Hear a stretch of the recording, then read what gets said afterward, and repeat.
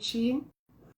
Estamos aqui numa live importantíssima para nós, que é um aí dos baluartes da nossa TV brasileira e chilena, porque hoje temos a honra de entrevistar o nosso querido Erval Rossano Filho, que dá continuidade à linda carreira do teu pai, né, o Erval Rossano, conhecidíssimo aqui, um dos baluartes da TV brasileira, e ele dá continuidade a esse trabalho como diretor no Chile, que é a cidade, a terra natal dele, né, porque ele é filho de Erval Rossano com Doris Guerreiro, a cantora chilena da época também, da dupla Doris e Rossi, né, maravilhosa. E todo mundo já está entrando aqui, agradeço a vocês, obrigada, Márcio, Kleber, sou pontualíssima, Denise, obrigada, Kleber, Ângela, Will Haingen, maravilhosa aqui conosco.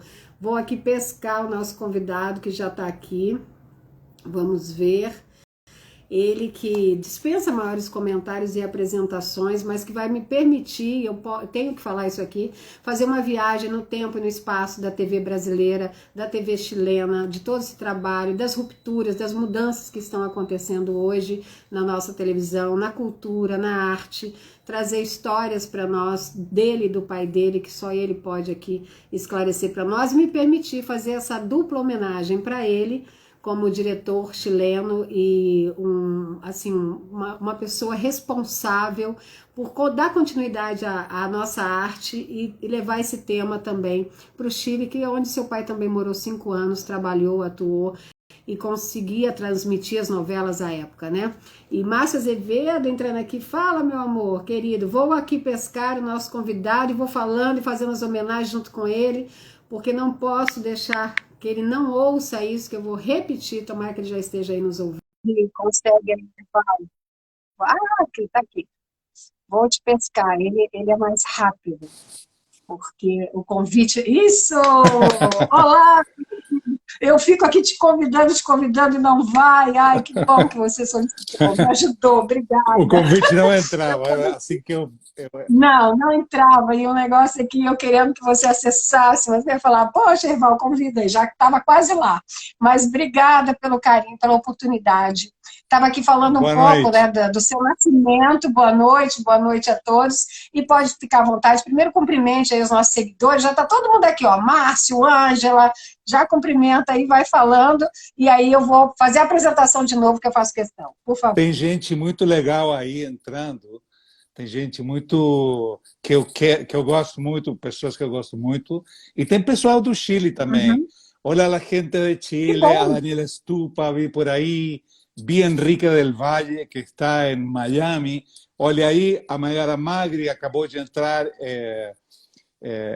no Brasil.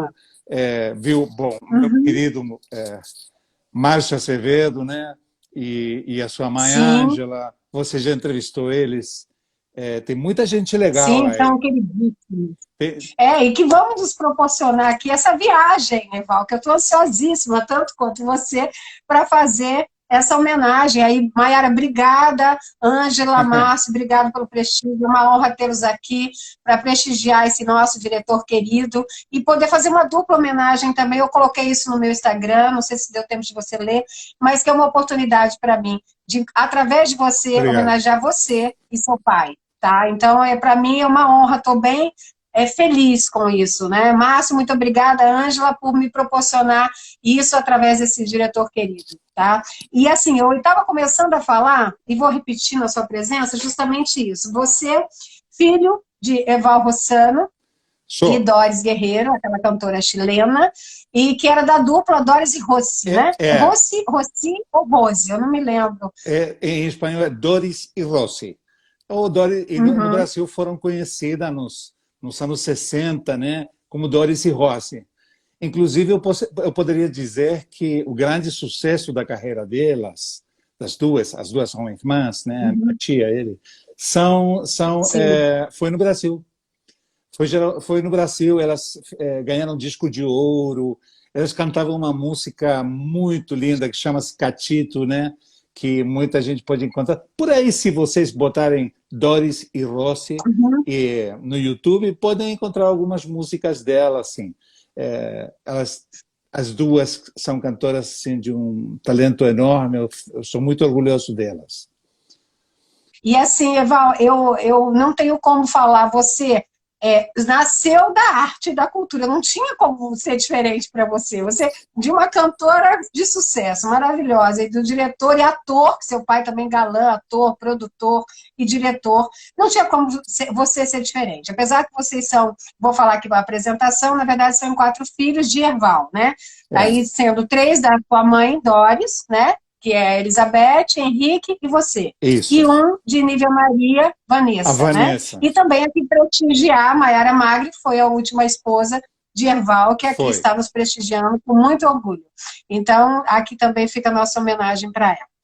E aí, o que eu quero que você fale, eu soube de uma história, não sei se você vai poder falar, mas que parece até que seu pai começou a namorar a sua mãe, uma coisa assim, não sei se isso é verídico, tá? Por isso que eu estou te perguntando. Olha, parece que o diretor Daniel Filho saía com a sua tia e ele falou assim, poxa, para a gente sair mais à vontade, eu posso mais ou menos, você pode contar. Então, por favor, claro, não soube disso, mas aí eu falei, vou perguntar. Se ele falar, não, Rose, não é isso. Não, é verdade, é verdade. A minha mãe e a minha tia estavam fazendo uma viagem, uma turnê, pelo Rio de Janeiro, São Paulo, sei lá, e estavam fazendo muito sucesso. E o Daniel Filho começou a namorar a minha tia Rose. Só que a minha tia Rose ia com a irmã do lado para todo quanto é lugar, porque a minha avó, que também era quem cuidava delas, ela tocava piano e era assim como a grande precursora da dupla, de algum jeito botava a minha mãe para cuidar da irmã. Claro, né? a época, né, inclusive. E aí chegou o Daniel, que morava naquela época com o meu pai. Eles dois compartilhavam um apartamento. E aí foi que meu pai, o Daniel chegou e disse, por favor, eu quero sair, só que ela vai para todo canto com a irmã. Dá para você sair com a gente? Meu pai também, acho que achou a minha mãe bonita, sei lá, e começaram a sair. E daí a pouco, com o tempo, não passou muito tempo, não, Daniel e a minha tia Rose desmancharam o relacionamento, não terminou. A minha tia voltou para o Chile para ela começar uma outra, sei lá, outro namoro que tinha aqui no Chile. Né? Ela voltou para o relacionamento anterior. Né? E minha mãe ficou com meu pai. E casou com meu pai, com um pouco tempo. E olha, eu não nasci no Chile, não. Eu nasci no Brasil. Eu sou brasileiro, mas eu fui criado no Chile. Eu cheguei ao Chile assim com 9 meses de idade, assim pequenininho, e depois só voltei aos 7 anos depois disso. Mas mais ou menos essa história que contam, né, a lenda do meu mas pai. É interessante, para isso assim, a gente vai fazer uma viagem na cultura, nos trabalhos seus, inclusive, e principalmente, né, que eu acho e gosto disso, a gente estava até comentando, eu sei o quanto é difícil ser filho de celebridades, como você, que já nasceu filho de cantora, filho de diretor, ator, e você construir sua história. Eu acho que isso tem um valor assim imensurável para nós. Eu já fiz aqui, como eu te falei, entrevista com outras pessoas nesse sentido, e a gente gosta de destacar isso. Pode falar, por favor. Não, eu ia dizer uma coisa para você, porque eu acho assim que de garoto, começando a minha carreira,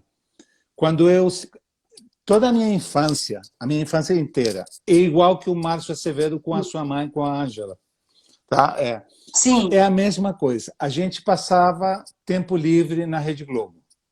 Então, quando eu viajava para o Brasil, nas minhas férias escolares, assim, de escola, os 3 meses eu ficava do lado do meu pai.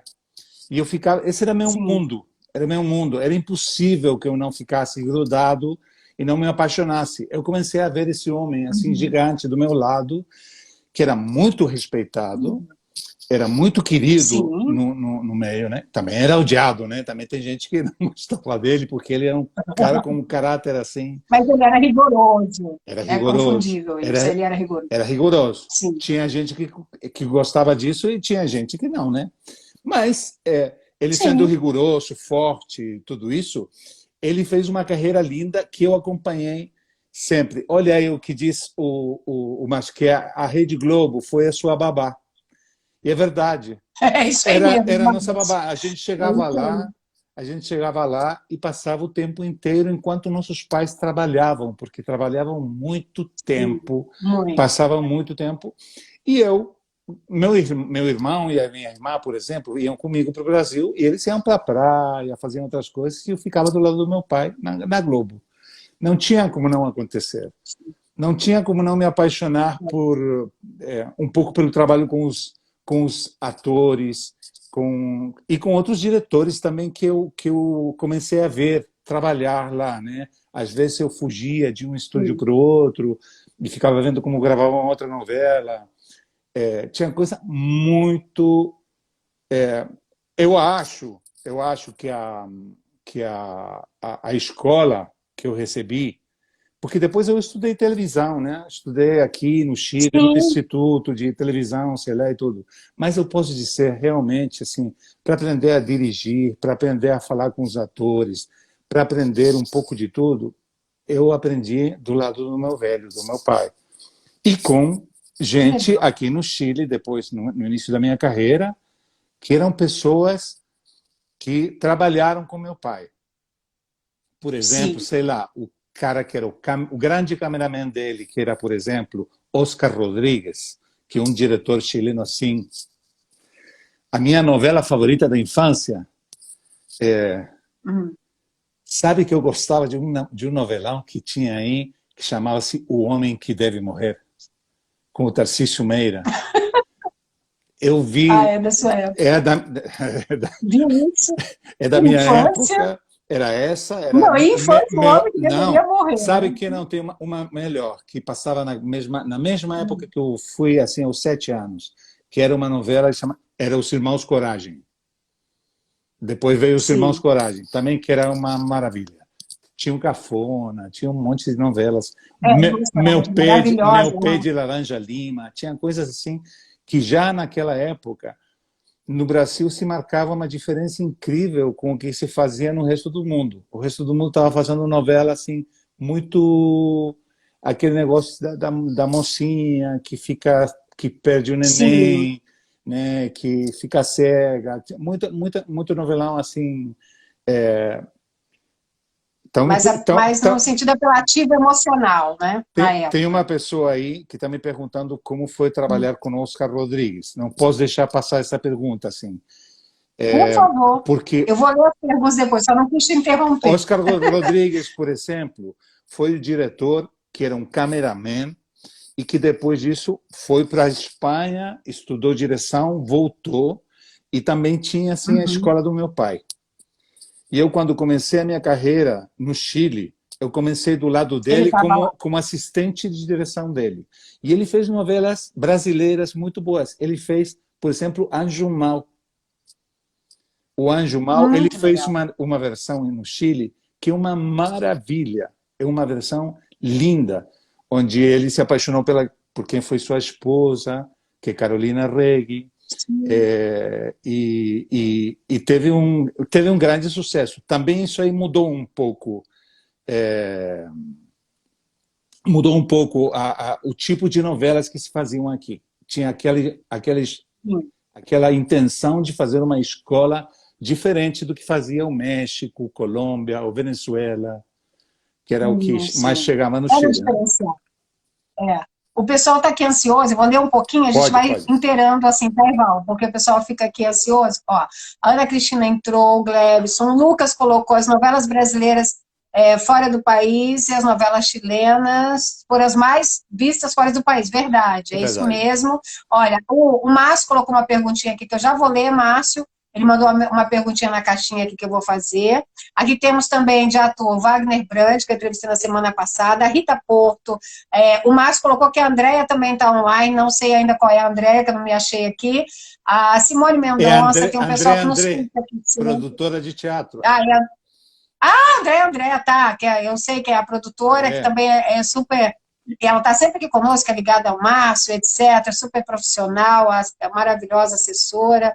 Que está ali conosco, a Vilma Dias, Denise Avelar, Tânia Pazelli, o pessoal que nos curte aqui, ó, pessoal, olha que a Tânia Pazelli colocou, crescer em um mundo como esse da Globo deve ter sido fantástico. Pessoal, que honra você crescer ali, tendo a Globo como esse cenário, que não deixa de ser ali uma cultura por osmose, né, o Eval? Você já vai, assim, adquirindo tudo. A Maiara colocou, grande diretor Eval, ganhou prêmio pela novela Los Machos, é isso? Eu quero Olha dizer, que maravilhosa. estão reprisando agora Machos, que foi feita no ano 2002. 2002. Estão reprisando agora. Nossa. E está ganhando no horário, está líder no horário, está assim nos capítulos finais agora.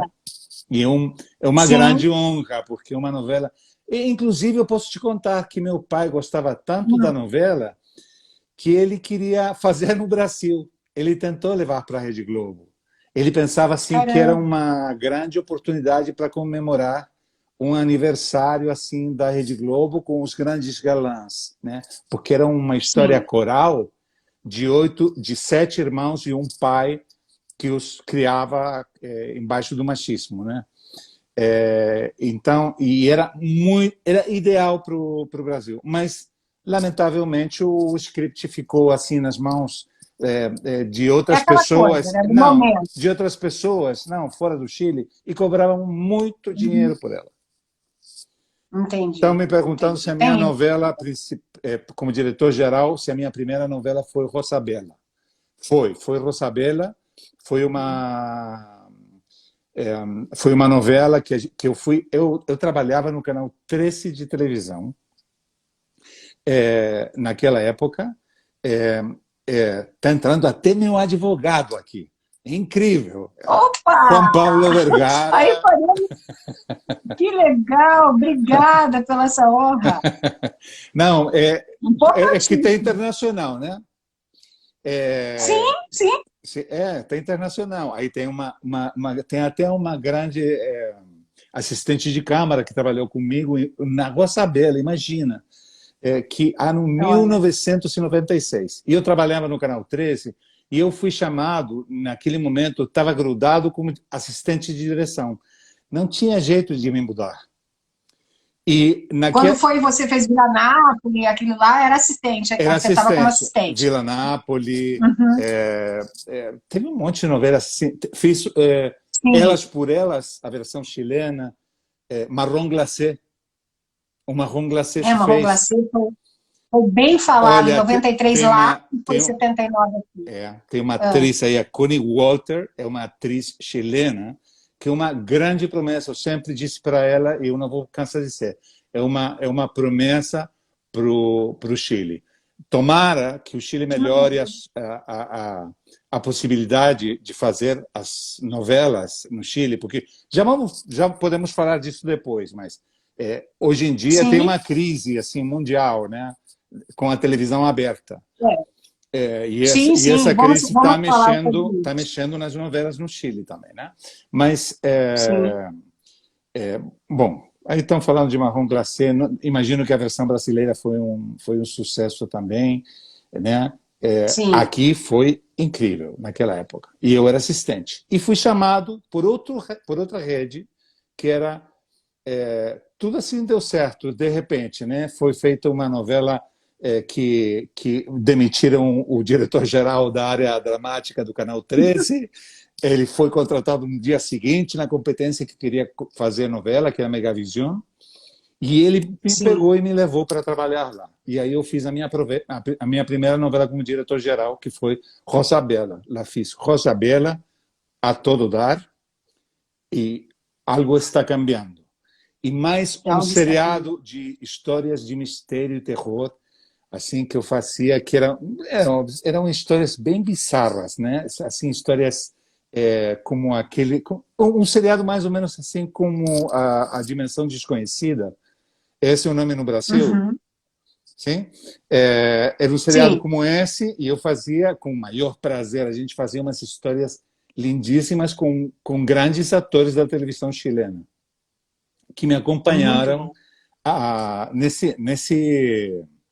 nessa aventura, né, na outra rede. Até que, lamentavelmente, eles fecharam, não tiveram a paciência de esperar, fechou, Fiquei sem trabalho, fiquei lá 2 anos assim, contratado, sem poder me mexer, sem fazer nada, sem fazer muito, né? Só Não, consegui. isso para o diretor em movimento É é horrível. péssimo, É não é o horrível. contrato, né?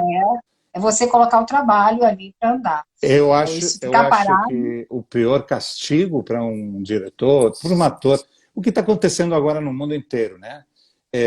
Sim, O que está acontecendo no mundo inteiro agora, por exemplo, essa pandemia está levando as pessoas a verem outras coisas, a se abrirem a televisão streaming e vendo sim, pouca televisão, né?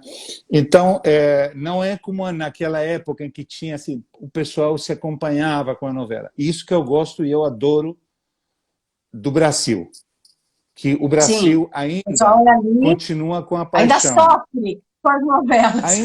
Sofre. Ainda continua aquela paixão. Bom, eu estava falando tudo isso porque você falou uma coisa assim que eu resolvi fazer a minha carreira aqui, né? Mas foi um pouco uma coisa assim de criança, de menino, porque no Chile, por exemplo, é diferente que no Brasil. No Chile, se você entra numa rede de televisão e é filho do Erval Rossano, esse cara tá aqui por influência do pai, porque o pai é muito famoso, Pai colocou, entendeu? entendi. Então, em vez de eu ir e tentar fazer a minha carreira no Brasil, que era o meu sonho, eu fiquei aqui. Eu resolvi, eu vou fazer meu nome no Chile, eu vou fazer sozinho. E eu comecei a trabalhar aqui e a fazer a minha carreira sozinho aqui. Só que naquele tempo já foi um momento que foi tão assim, uma novela atrás da outra, que já era tarde para ir para o Brasil Foi voltar, ficando. para voltar e para conseguir tentar. Então, esse é o sonho que agora estamos acariciando com meu amigo Márcio Sevedo, que além do Que mais, vai, ó, ele já. eu devo te Pode dizer, falar.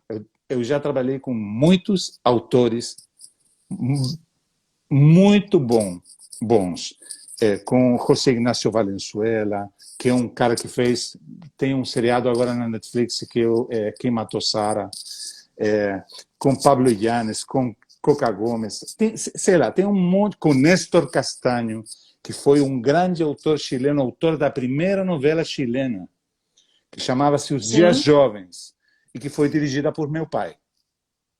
Tem direção do meu pai. Foi a primeira novela que se fez no Chile. Trabalhei com muitos autores maravilhosos, mas eu devo dizer que tem uma diferença incrível. Eu não posso deixar de render essa homenagem para o Márcio Acevedo, Por porque favor. eu nunca trabalhei com um autor assim que tivesse a capacidade de melhorar sempre todas essas ideias. Você fala uma ideia para ele, e ele te convida a fazer uma coisa melhor com o que você falou. Ele chega e bota no papel assim de um jeito extraordinário. A gente já tem um seriado de televisão que a gente está... Eu não posso falar, mas se Deus quiser e tudo der certo, é para fazer, se Deus quiser, ou no México ou no Brasil. Tem a possibilidade hoje. Amém, tá?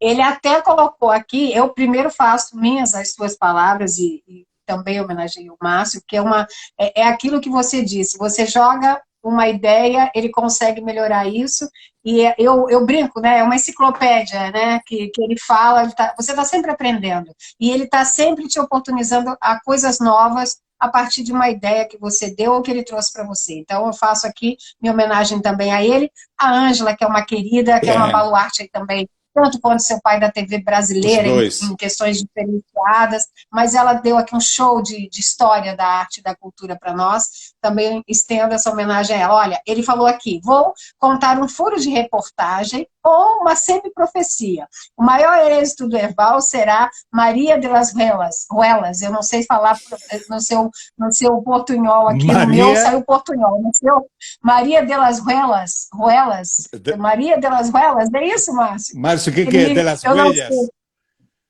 De las Ruelas.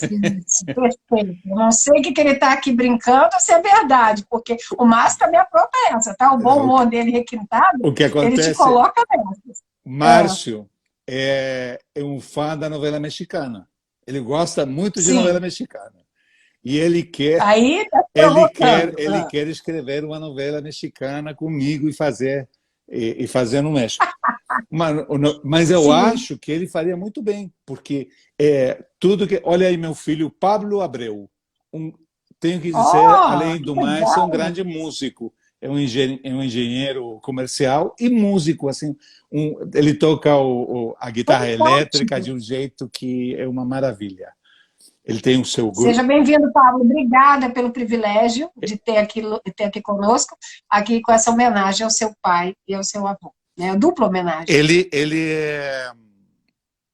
tem uma banda aqui, chama-se DEC. E é uma banda que começou a entrar no mercado chileno há mais ou menos, não sei se 2 anos, já 3 anos. E o Pablo se integrou com eles e tem feito um trabalho maravilhoso, assim, discográfico. Muito bom, muito bom. Depois vou falar com o Pablo. A única coisa é que ele tem que falar português, porque eu não vou conseguir falar chileno. Se ele falar português, já vou fazer a entrevista com ele também. Mas podemos mandar um parabéns para ele, que teve de aniversário, fez 25 anos ontem. Ontem? Parabéns, Pablo. Tomara que você me compreenda. Imagino que sim, que seu pai feliz fala cumpleaños, Pablo. Então, feliz aniversário. Isso aí. Parabéns. Fez quanto? 25? 25 anos? 25. Tem uma carreira ainda brilhante aí pela frente, tanto de uma parte como em outra. Mátios é uma das novelas chilenas mais importantes do Chile, isso dita pelo Lucas, da TV Brasil Chile.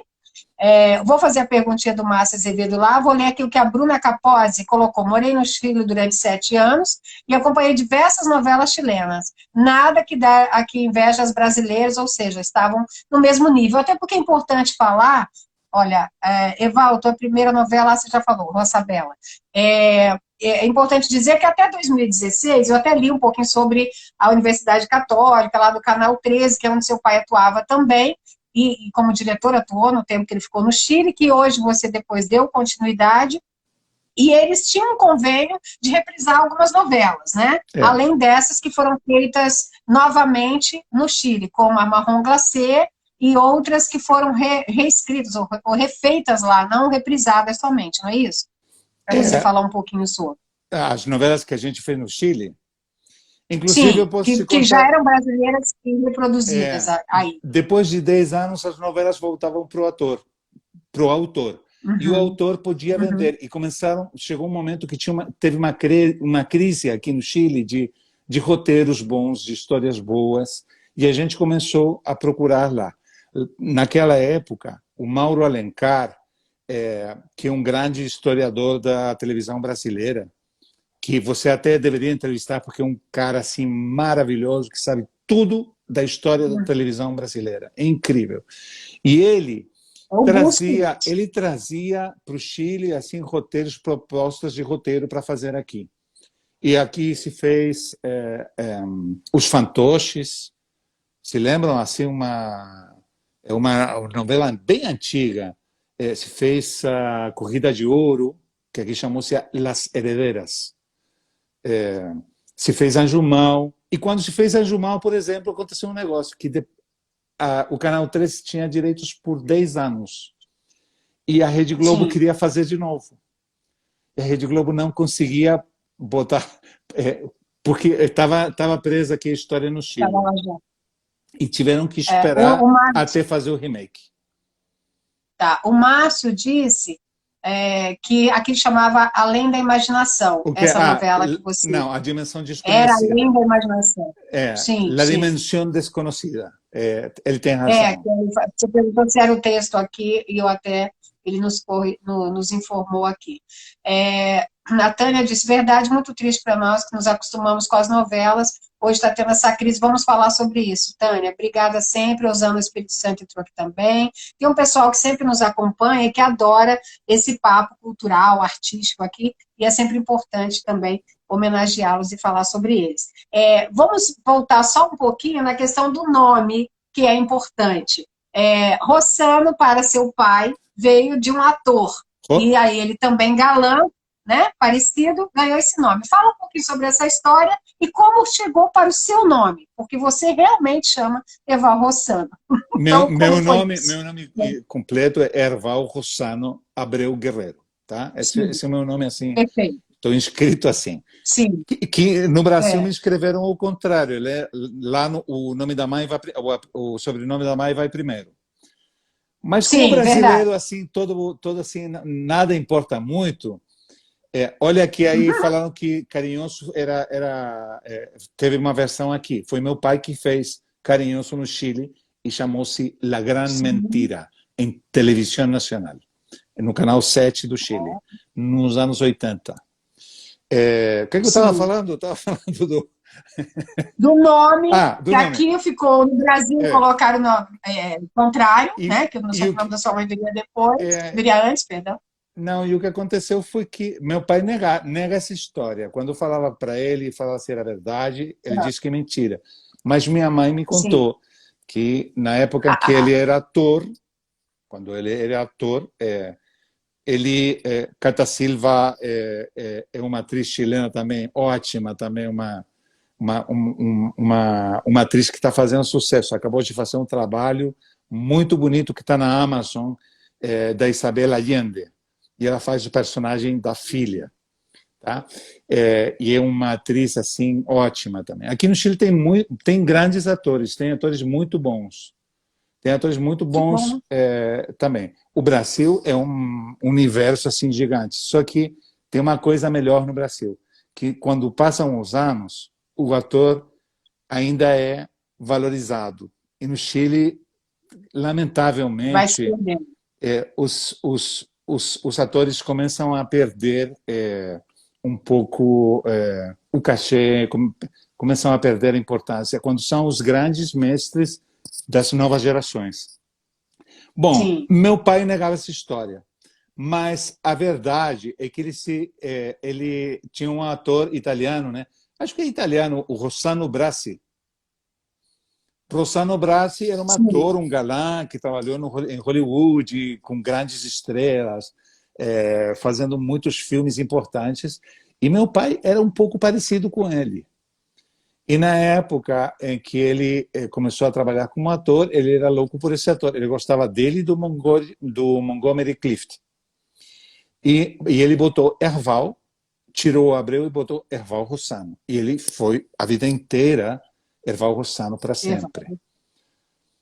E colocou no filho. E colocou no filho. E tanto assim que ele me fez prometer, quando eu era criança, que quando eu tivesse um filho, eu ia botar para ele Erval Rossano. Aí, na hora que o Pablo nasceu, eu falei com a mãe dele e falei, vamos botar o Erval Rossano no nosso filho? E ela falou, por quê? Como imagina, sei lá, uma tolice, um nome muito pesado, muito importante, ele vai levar esse nome na vida inteira. Olha só você, como teve que carregar com o nome do Erval Rossano e mudou a carreira para cá e lá. E aí eu cheguei com meu pai e falei assim, pai, eu fiz uma promessa para você quando eu tinha 7 anos que eu ia botar Erval Rossano no meu primeiro filho. Mas está difícil. E ele me olhou assim, eu pedi isso para você? E ele não se lembrava. Simplesmente não se lembrava, não sabia. Então, acabou. E aí eu falei, eu quero botar Pablo para ele, tá bem? Ótimo, Pablo é lindo. E aí ficou o Pablito.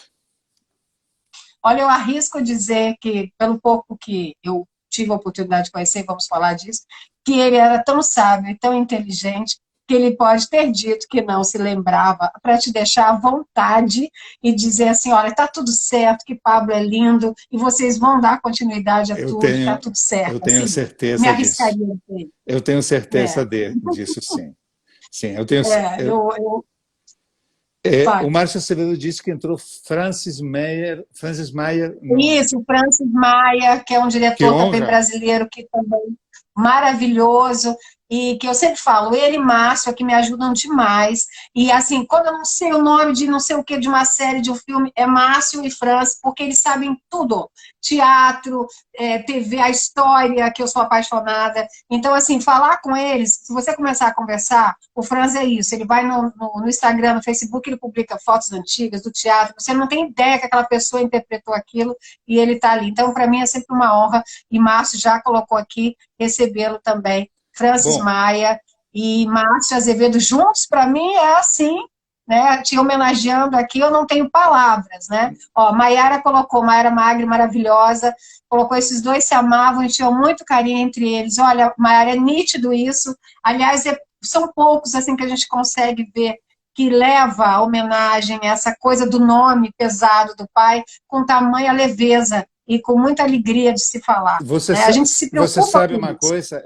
Eu tenho muita honra de levar o nome do meu pai hoje. Tanto assim que no início da minha carreira, também com aquele negócio de ficar com cuidado, eu me botava, eu assinava como Erval Abreu.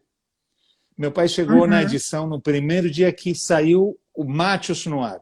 Estava tão bom o Ibope que me pediram para o capítulo durar meia hora a mais. E eu fui na sala de edição para fazer um novo final, para prolongar o capítulo, e eu estava aí, a gente botou os créditos, e meu pai me olhou e falou assim, Erval Abreu, por quê?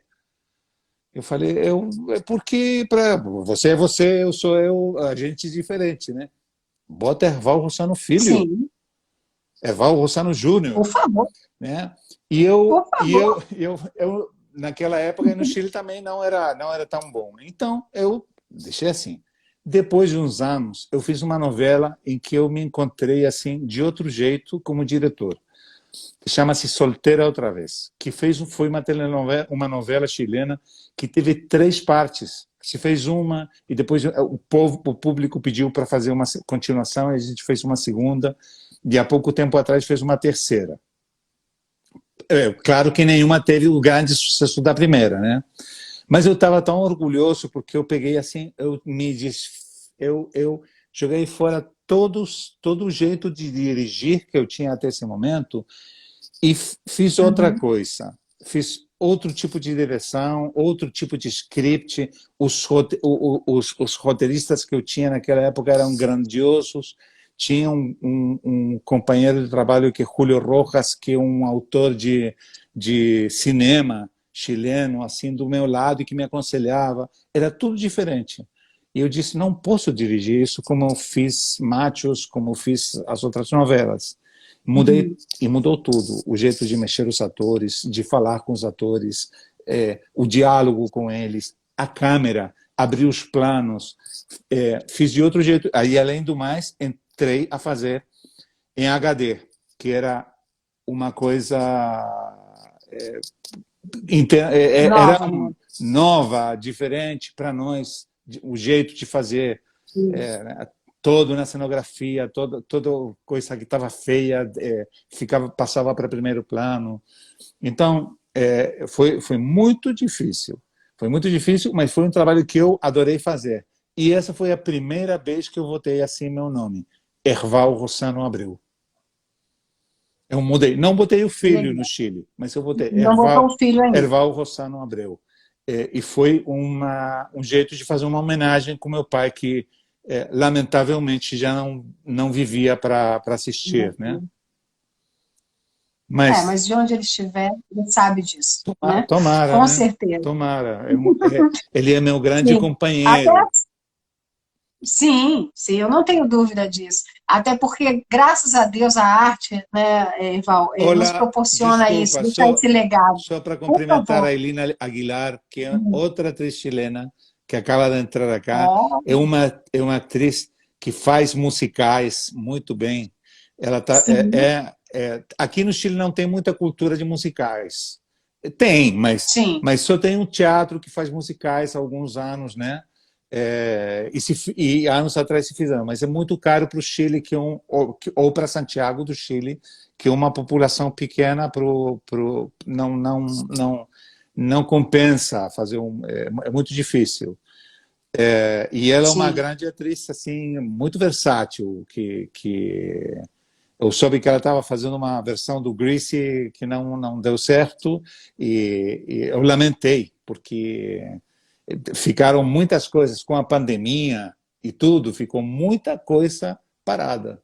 É uma pena. Que, aliás, até era isso que eu estava dizendo. Um dos legados, né, que os artistas, diretores, como vocês deixam para nós, é que eles se vão, mas deixam esse legado cultural e eles continuam vivos para nós, né? Então, de certa forma, eu tenho certeza que não só ele está com você, como para nós, assim, vendo os trabalhos e até falando dele, eu vou repetir para você, fico muito orgulhosa, porque eu tive a honra de conhecê-lo tão rapidamente, mas ele era tão grande nesse aspecto, como diretor, como até exigente, quem trabalhou com ele, Itaí Márcio, você e Ângela, né, que conviveu, pode dizer isso, tão rigoroso e tão dedicado à profissão, e ele deixa para nós isso, a história dele, então não tem como ir. Eu acho que isso é uma situação da cultura e da arte que deve ser muito valorizada, justamente os legados que os artistas deixam, e que às vezes em vida nem são vistos, como muitos eu falo. Hoje aqui no Brasil nós temos o Retiro dos Artistas, eu sempre faço, sempre que posso, homenagens, são atores que contribuíram tanto com a nossa arte e nem sempre tem assim, valor, né, no final de vida ou numa necessidade ali. Nós temos que cultuar mais isso também. Né, eu acho super importante. Então, o Erval ele faz parte dessa história. Hoje acabou de estrear. Bom, ele fez As Duas Escravas de Isaura, né? Fez as duas versões. Sim. Da Escrava Isaura, que acho que é uma das novelas de maior sucesso dele, né? Fez Dona Beija, internacionalmente. Sim. Foi assim um estouro, assim, mundial. E vamos falar de Dona Beija, porque isso é muito teu pai também, né? Quebrar esses paradigmas, colocar, apesar de ele ter aquele lado conservador que nós sabíamos que tinha, mas ele tinha ideias e estava aberto ao moderno e até chocava, como foi o caso de Dona Beija que a gente vai falar. Eu queria só fazer a perguntinha do Márcio antes, que caberia nisso que você estava falando. Ele queria saber o que você pegou do teu pai em relação à direção, e o que você, lógico, ao longo da vida, como filho e como diretor mesmo, olha, isso eu vou usar porque meu pai faz muito bem. E o que você deixou para lá, e tipo, olha, aqui eu já estou precisando modernizar, ou talvez ele não fizesse assim. Quando você está dirigindo, você pensa nisso? O que você deixou para lá e o que você faz, sempre fez. É difícil, né? Porque quando a gente está começando, a gente se procura muito como diretor. A gente se procura, a gente nem sabe... Né? Nem sabe como vai ser. Né? A gente não sabe se vai ser... e tem sempre muita crítica do que vê, né? A gente critica tudo. Então, eu ficava vendo as novelas do meu pai e eu adorava o jeito dele dirigir. Eu acompanhava ele porque ele tinha assim, um rigor, era forte, era um cara assim, que não cansava nunca, que estava sempre... Inclusive, tinha coisas que eu aprendi dele, assim, por exemplo, assim como... Ele, às vezes, quando um ator ficava, assim, zangado com ele, porque não conseguia, ou meu pai não gostava do que queria, ele chegava e achava um jeito de falar com ele, de alguma forma, inclusive, em que aquele ator odiava meu pai e conseguia o que ele queria. Né? Assim, quase assim como para dizer, eu vou dar uma força para... De algum jeito, ele me ensinou, e uma das coisas que eu peguei assim é que eu comecei a encontrar um jeito de falar com cada ator diferente, dependendo um pouco de que ator é, como é, como é o seu caráter e como eu podia, porque eu nunca vou me esquecer. O Márcio Sevedo diz que ele foi o único diretor que viu fazer 60 cenas num dia. Isso é verdade. Ele tinha uma velocidade incrível e, além do mais, ele tinha uma beleza. Se você assiste novelas assim antigas, como, por exemplo, A Moreninha, são novelas assim que... Ele trazia literatura. Ele trazia literatura, a poesia para a TV. Ele é um grande responsável Ele pegava um livrinho, a Moreninha, eu me lembro, era um livrinho pequeno. Né? Maria também. Eu me lembro assim de uma conversa, por exemplo, que ele teve com um autor que fazia Maria com ele. Eu não lembro do nome agora. Márcio, que pode ser que se lembre agora. o roteirista de Maria Maria, que era um poeta, Sim. porque as falas, né? Meu pai falou duas coisas para mim. Ele me contou que um dia ele viu falando com o autor, e o autor estava complicado, não tinha resolvido como contar a história e tudo. E meu pai disse: você já leu a carta que Maria do Zá escreve para... Não lembro o nome do personagem dele. Você já leu essa carta? Lê essa carta que está aí a história. E ele, com isso, pegou um ímpeto incrível e fez a novela. Era incrível como ele minha mãe fez Maria Maria. Diz, fez. Ela estava aí. É incrível como ele conseguia assim pegar de um fato, de qualquer coisa. Ele lia assim, às vezes uma nota de jornal. Eu me lembro que estava fazendo um programa assim que quebrava a gente, e um dia leu uma coisa que dizia que tinha um povoado no Brasil que fazia que comemorava o dia do orgasmo. E ele pegou e fez uma história na hora com isso. Na hora. Tanto assim que a Rede Globo ficou complicada e mudou o nome do capítulo e chamou-se o Dia do Amor. Né? Tinha que ser. Não, mas era bem Herval essa situação aí, como ele queria implantar, até vamos falar depois. Ele adorava. De Dona Beija. E olha, Dona Beija respondeu assim também um negócio. Ele saiu da Globo num momento que ele não estava muito bem. Ele não estava passando bem na Globo, estava meio parado, sei lá. E ele chegou, recebeu um convite, foi e construiu uma novela rapidíssimo. E a mesma coisa aconteceu quando veio para o Chile, que também veio para o Chile, voltou para o Chile depois de muitos anos para fazer La Gran Mentira e El Juego de la Vida, que eram duas novelas brasileiras também. A Grande Mentira era Carinhoso. Sim. Manuel Carlos era o roteirista de Maria Maria. Obrigado. Olha. Com o Manuel Carlos, né? Perfeito. Obrigada, André. E ele era realmente um poeta. Eu me lembro assim que meu pai falou: eu gosto de fazer novela de época porque você pode dizer tudo o que é cursi, o que é cursi, né? Se diz cursi no Brasil, né? Que às vezes eu tenho um portunhão assim que é um inimigo. Tudo que é coisa. É isso que você quer dizer? Tudo que é assim como referência? Não, assim, que as pessoas têm vergonha de falar de amor, de coisa bonita, tabus, que é cafona, como se fossem acham cafona. Tabus. Mas não, é mais cafona. Tudo que é assim, ele dizia, é permitido na novela de época. O Manuel Carlos podia escrever qualquer coisa linda nos lábios daqueles personagens.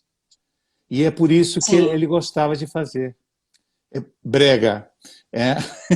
Brega, perfeito, André. André está aqui nos ajudando aqui. Assessora para assuntos aleatórios também, André. Seja bem-vinda sempre. Me desculpem, por favor, pelo meu mal português. Às vezes eu fico um tempo sem falar. Tanto é que eu fico um tempo sem falar e fico um dos nossos seguidores no início disseram assim, foi até o Kleber, disse assim, tem certeza que ele é só chileno, porque o português dele é melhor que o meu. Então já até te elogiaram nesse sentido. Eu é que não vou entrar na sua língua, mas você no português está impecável, fique tranquilo. É só realmente essas palavras que às vezes fogem até de nós mesmos. Olha, a Maiara colocou meu maior sucesso até hoje, é A Gata Comeu. Verdade, Mara, lindíssima sempre, mas ela fez vários, mas esse, eu acredito que A Gata Comeu tem essa coisa, né? Eu até entrevistei aqui também a Nina de Pádua, que fala exatamente isso dessa novela, falou exatamente isso da Gata Comeu. E Maiara estava brilhante, né? A Gata Comeu está passando na Globoplay agora. E isso é uma honra, assim, porque nas primeiras semanas que ela entrou na plataforma da Globoplay, esteve dentro das 10 melhores, do mais visto, né, na Globoplay. Sim. Mas também é a mesma coisa, aconteceu a mesma coisa que com Dona Beija. Meu pai veio para o Chile e ele ficou muito zangado aqui, porque ele veio em plena ditadura militar, então ele se relacionava com o... Estão falando do Portador, a gente pode falar depois do Portador, que é um grande Sim, trabalho vamos falar. do Jaime Periar também. Foi aí. Sim. E meu pai trabalhava aqui e começou a cair a censura em cima dele. Tanto assim que ele tinha... Porque ele também era provocador, né? O presidente, naquela época, o Pinochet falou assim um dia, o dólar estava assim, fixo, em 39 pesos. E ele falou, deu um discurso em que ele assegurou para o povo que o dólar não ia subir. No dia seguinte, o dólar dobrou a 75 pesos. Assim, foi um estouro. E naquele mesmo dia, meu pai tinha que regravar uma cena que ia no mesmo dia ao ar.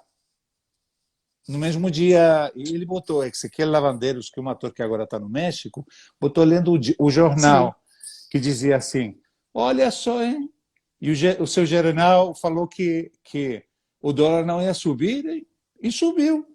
E continuou a cena. Né? Então, chamavam o tempo inteiro meu pai e chamavam a atenção. Né? Depois, quando ele estava fazendo a segunda novela, que era El Juego de la Vida, foram em cima dele e ficaram assim... que tinha um casal falando assim com o lençol até aqui. Então, queriam cortar a cena, dizendo, sei lá, que era uma... E meu pai se negava, a cena saía no ar. Ele se arriscava e botava no ar do mesmo jeito, até que ele pediu sair na metade da novela. A Nívia Maria veio também, ela protagonizava essa novela. E ele matou a Nívia, fez o mesmo final que tinha em Maria Maria, quando ela pede, disse assim, me leva a ver a Estrela d'Alva, fez a mesma coisa, só assim para fazer uma homenagem. O galã da história pegou ela em braços, se levou a ver a Estrela d'Alva e ela morreu nos braços dele, assim, de nada. E acabou, foram embora no dia seguinte, chegou e num fato assim, em 60 dias, meu pai estava gravando A Gata Comeu. Não, e paradoxalmente ele foi para fugir da ditadura, né, Ival? E acabou tendo ali uma nova opressão do talento dele para sufocar isso. É triste, mas você vê que todo lugar ele tinha que romper, ele tinha que quebrar os paradigmas. Ó, o pessoal está falando aqui, vamos ler um pouquinho para o pessoal. Vilmas, as minhas Vilmas que divulgam Dias e Cabral. A Vilma Dias colocou, Dona Xepa foi maravilhosa, que Márcio tinha colocado aqui já, que foi uma melhor novela do seu pai foi Dona Xepa. A André concordou, que maravilhosa. E foi mesmo, né? Aliás, as duas donas, né, que eu ouço mais falar, Dona Xepa e, na verdade, Dona Beija, assim, com questões completamente diferentes.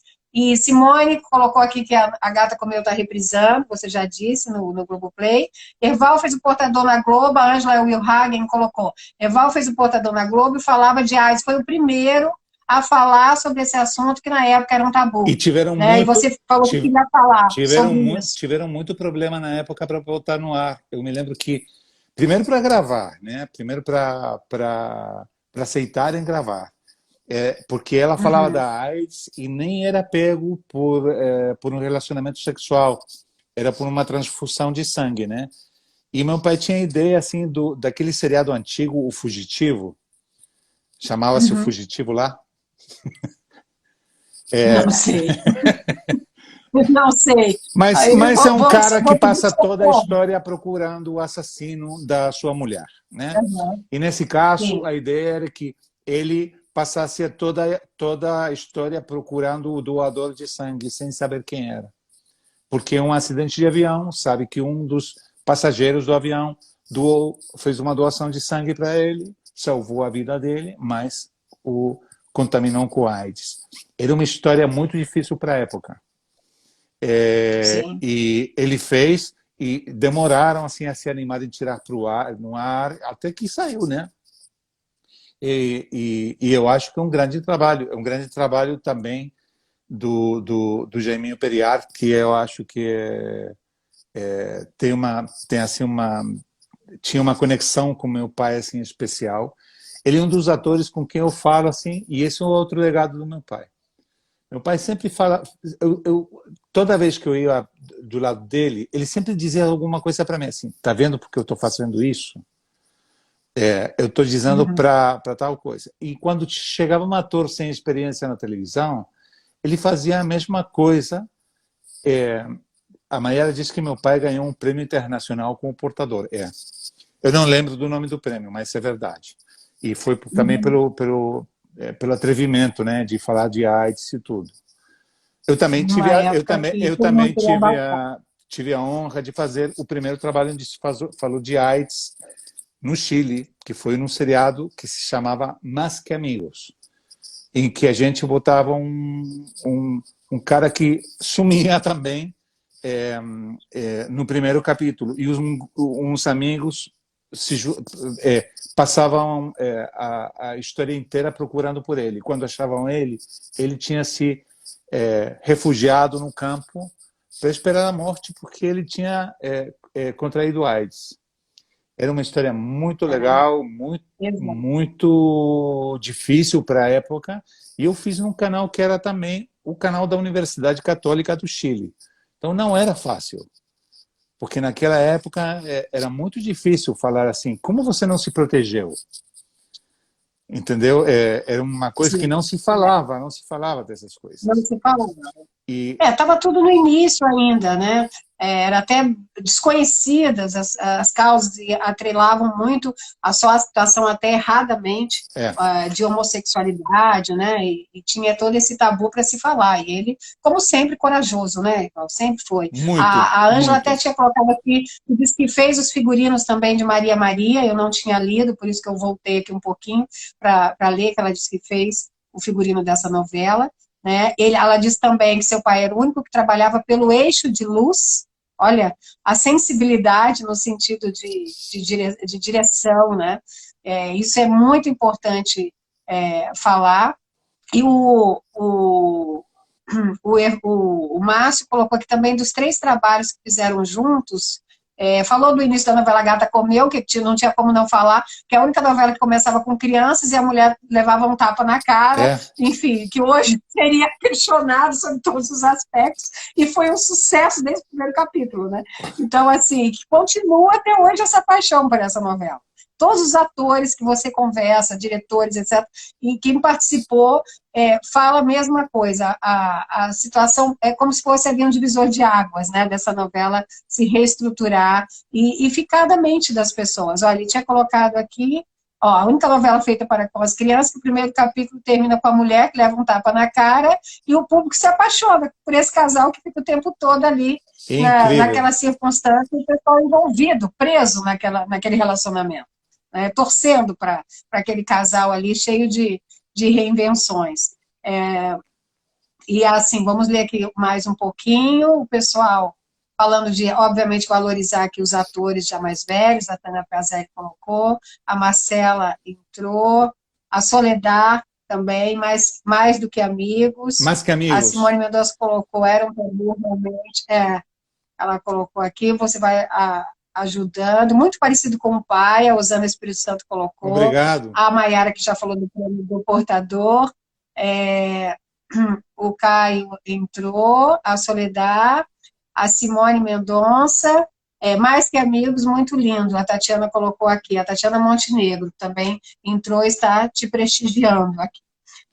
Tem um, né? Por favor. Não, esse foi um experimento diferente também, porque era o primeiro seriado que era feito fora do canal de televisão, né? O canal 13 tinha sua área dramática e fazia tudo dentro. E esse seriado foi mandado fazer fora. E, inclusive, é mais. Entendi. Originalmente, eu fui contratado para fazer um seriado que era um cara que se via iluminado aqui tem um santo, né? Que todo mundo segue ele. E ele se via, ele ficava assim, era assim como qual é o nome do seriado que atravessa o mundo assim e vai encontrando as pessoas, né? E Deus está ajudando ele, que é um anjo. Que nem isso. Quando a gente fez o focus group disso, o santo é o Padre Hurtado. E o público odiou, falou, não, queremos saber, menos no Canal 13, que é da Universidade Católica, falando disso, não sei o quê. E foi incrível, porque a gente não podia fazer isso, eu estava contratado, a produtora estava contratada, era para fazer uma produção externa do canal, para fazer. E a gente apresentou 7 histórias, e até que ficou com essa história de 7 amigos que compartilhavam uma casa, e era só gente jovem. Os atores eram só caras jovens que hoje são todos grandes estrelas da televisão, né? Jorge Zavaleta, Maria Helena Suet, que são... A Maria Helena Suet foi aluna minha de atuação para televisão, assim, uma garotinha que estava começando.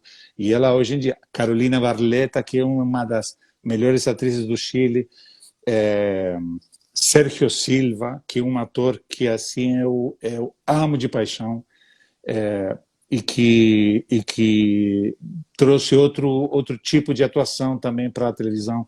Gente jovem fazendo televisão por primeira vez. Eu sei que provavelmente para o público brasileiro que está assistindo isso, essa live, pode ser que não tenha muito sentido o que eu estou falando, né? Mas de algum jeito, você me perguntou um pouco assim do que eu tinha puxado do meu pai, o que eu não, e eu tinha deixado de lado, né? E eu acho que são poucas essas coisas que eu deixei de lado. Não sei se deixei de lado alguma coisa. Porque até as coisas... Você usa? Não. Não, porque somos éramos muito parecidos, mas também muito diferentes. Então, é muito difícil assim dizer alguma coisa que eu não gostasse do meu pai como diretor. Eu falei da Moreninha num momento, porque eu me lembro assim como ele procurava posições de câmera na externa que eram difíceis, que ele revolucionou o mercado, porque naquela época tinha a Globo gravava as suas novelas em fitas de 1 polegada, que é um tape enorme, e tinha um aparelhinho pequeno para gravar em externa, mas que ninguém usava, porque ninguém se atrevia a fazer muito. E ele ia e fazia tudo com uma câmera, então fazia umas imagens lindas. Ele tinha um gosto, tinha um cuidado pelo que as imagens queriam dizer, né? E isso foi talvez o que a primeira coisa que eu aprendi dele, a saber se você bota, porque tem muito diretor assim que hoje, por exemplo, eu vejo, tem muito diretor que é protagonista da novela que está dirigindo, ou do seriado, né? Então, eu falo assim, quando um diretor não tem que se notar, não tem que se notar, não tem que aparecer, ele tem que ter seu caráter. Ele tem que ser desnecessário. Ele tem que ser quase desnecessário nesse aspecto. Ele tem que parecer desnecessário. Porque o ator, meu pai falou uma vez para mim assim, o ator sempre pensa em primeira pessoa. Sempre vai pensar como se ele fosse o protagonista. E o único que pensa em plural na história é o diretor, depois o autor, né? Que pensa a história que está contando. E a necessidade de entrar e de ter uma pessoa assim que segure os atores assim e dizer, nessa cena, você serve a cena para esse outro ator, né? Que é o mais difícil para aquele ator de caráter que sabe fazer, que tem uma trajetória, que tem um nome, que tem tudo, mas que também eu acho que é maior, é mais importante enquanto ele mais convida para o companheiro de trabalho, né? Então são essas coisas que eu não sei responder assim se eu deixei alguma coisa de lado. Acho que o meu jeito é diferente dele, só. Sim, na verdade o estilo talvez, né, Eva? Mas você mantém as raízes do que ele te passou, criando galhos diferentes. Vamos colocar assim, uma árvore, né? Você mantém as raízes dele e floresce aí com frutos e flores da sua forma e do seu estilo. Eu gosto de fazer analogias e eu acho que essa cabe perfeitamente bem na continuidade que você dá ao trabalho aí lindo seu e do teu pai. Eu vejo dessa forma. Então receba a analogia em homenagem a você e a ele.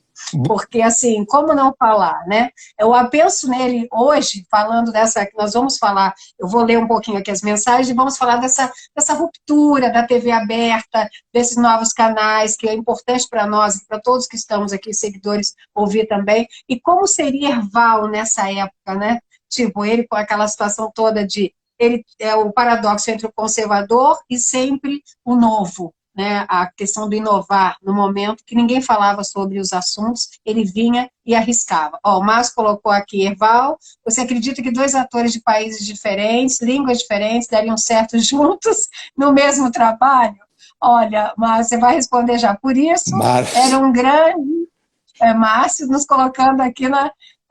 a Ângela colocou alguma coisa aqui que subiu, deixa eu ver. Por isso era um grande contador de histórias, verdade, Ângela. André, Erval, vamos fazer o Eu Sempre Soube em São Paulo. Olha a peça maravilhosa, divina, Erval, que aqui com a André, Márcio e Rosane Goffman e todo um elenco, uma equipe. Eu assisti e fiquei encantada. Eu posso tudo. dizer também então, que assim, eu conheci, esse encontro com o Márcio Acevedo foi porque ele veio para o Chile e me apresentou o trabalho que estava fazendo. E eu me encontro com esse script maravilhoso que ele tinha escrito, e eu pedi para ele ler. Eu comecei a ler e terminei chorando, assim, chorando de verdade, assim. Eu liguei para ele assim, em prantos, e falei: não consigo parar de chorar. Eu preciso fazer essa história. Eu preciso fazer essa história. Então, e ele falou assim para mim, e eu falei assim: deixa eu traduzir, por favor. E eu fiz uma versão em espanhol na hora. E eu comprei os direitos para ele para fazer no Chile. Só que veio a pandemia e me parou. Né? Então, mas temporário. E a Ângela está perguntando a pergunta de $1 milhão, que é uma segunda peça, porque quando começou a fazer isso, quando começou a acontecer isso com a pandemia, com tudo, a gente falou: eu quero voltar a trabalhar com você. Aí eu viajei para o Brasil, e no Brasil fui assistir com a Paola, que está por aí, que era a minha namorada naquela época, com a filha, que também estava por aí. E as duas foram comigo para assistir a peça em cena. E eu voltei a sair chorando. E aí depois voltei a falar com ele, e ele me contou uma história em bastidores, assim, que ele tinha na cabeça de uma peça que queria fazer, que era a pergunta de $1 milhão. Então eu falei: escreve para mim, pelo amor de Deus. Escreve para mim. E ele entrou fez parceria com o Dieguito Rodrigues, que é outro autor que trabalha com ele, e fizeram essa segunda história. Maravilha! E eu voltei a fazer a minha versão chilena, está em espanhol também, pronta para ser feita. Eu tenho essas duas peças que estão me esperando. Aí está a Paola, que está cumprimentando. Sim. E a Paola adorou a peça também. Adorou a peça. Porque... E me falou: você tem que fazer. Foi assim uma pessoa que me puxou também para dizer: você tem que fazer no Chile. Porque não só pelo fato assim que ele tenha ganho muitos prêmios pelo texto, né, por esse monólogo, a interpretação da Rossane, sei lá, é uma peça que tem tudo e que traz um aporte diferente para o mundo teatral no mundo. É muito importante que o Chile conheça o Márcio Acevedo como vocês têm aí. E agora, olha, que se tudo der certo, Márcio Acevedo vai ser conhecido pelo mundo inteiro, porque a gente está assim, planificando umas coisas maravilhosas. A gente já tem eu vou contar assim, breve. A gente tem um seriado feito assim inteiro, escrito por ele, com a minha colaboração, assim, a gente fez uma espécie de coautoria, mas o roteiro é dele, né? E foi uma grande parceria, e eu estou louco para fazer. A gente está a ponto de fazer. Não posso contar história nem nada assim, porque ainda... Não, por favor. Não, e porque... Mas voltará para contar. E porque também Voltará responde, mas responde também. Eu volto sim, Uhum. feliz. E a gente isso responde um pouco o que está acontecendo. No Chile, por exemplo, Sim. aqui teve um estouro social forte no final do ano 2018. E depois disso teve a pandemia. A pandemia parou isso, mas tem um povo revoltado, tem um momento em que a televisão deixou de ser rentável para o país. Toda a produção de novelas que se fazia aqui é de um orçamento muito alto para o Chile, né? Então, os canais quiseram abaixar para metade, então fecharam as áreas dramáticas de todos os canais, as áreas de teledramaturgia, né? E começaram as produtoras a funcionar. Então, está a produtora independente fazendo novelas para a grande rede de televisão. Mas Sim. o público está arisco, está difícil de conquistar o público, e o público está mudando muito também. O público está mudando toda hora, mais do que em nenhum lugar. Então, quando você pensa que achou a galinha dos ovos de ouro, diz, é isso que eu tenho que fazer, vou reprisar nessa outra novela, vou fazer desse jeito, vou falar desses temas, já não querem saber. Alguns anos aqui teve a invasão das novelas turcas, né? E dizia assim, chegou às Mil e Uma Noites, que tinha um personagem do Onur. Então dizia, a mulher quer um homem assim. Chegava ao departamento de estúdios da rede, dizendo, esse é um novo tipo de homem, um homem assim, forte, machista. Não sei, vocês têm certeza que querem isso? Esse homem, que não. E depois disso, a gente fazia uma novela assim e ninguém queria assistir. Mulher não queria porque detestava, porque a mulher também mudou e voltou a mudar. Ou, bem, não mudou. Abriu as asas, né? Assim, bateu a porta isso, forte. Esse é um grande tema para a história. Eu também tenho já investiguei você, eu soube que você tem todo um empreendimento assim para falar da violência, né, contra a mulher. Isso, né? E eu acho que uma coisa linda o que você faz. Minha admiração. Obrigada. Olha, ouvir isso de você só me leva a entender que vale a pena. Assim. Por quê? Porque é uma situação que foi bem mais intuitiva, artesanal, em prol realmente de mostrar a todas as mulheres o quão incríveis elas são. A diferença é que algumas sabem disso e as outras não.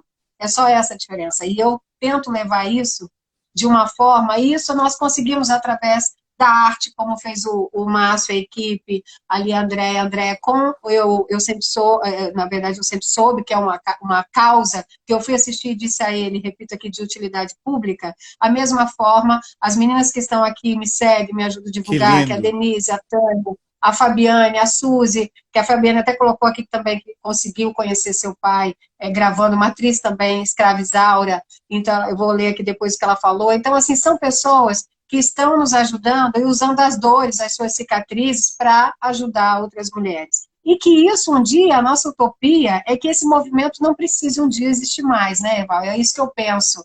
É que lá na frente você vai contar uma história e alguém, seus, sei lá, bisnetos, fala assim, peraí, tinha que ter uma lei, ou tinha que ter uma sanção para isso. Isso cai em desuso a violência a ponto de acharem estranho, como nós achamos hoje, a mulher no passado, imagino lá, não tão distante assim, a mulher que não tinha CPF, que não votava, que o divórcio não existia. Então, essas coisas, para nós hoje, tão distantes, né, nessa era tecnológica de celular e etc., a gente fala, peraí, a mulher não tinha CPF? Eu gostaria que a violência entrasse nisso, tipo, peraí, alguém agredia uma mulher quando ela dizia não? Ou quando ela não queria mais ficar em algum relacionamento? Eu gostaria de dar essa notícia um dia. Né? Então, muito assim, legal. O meu trabalho é em função disso.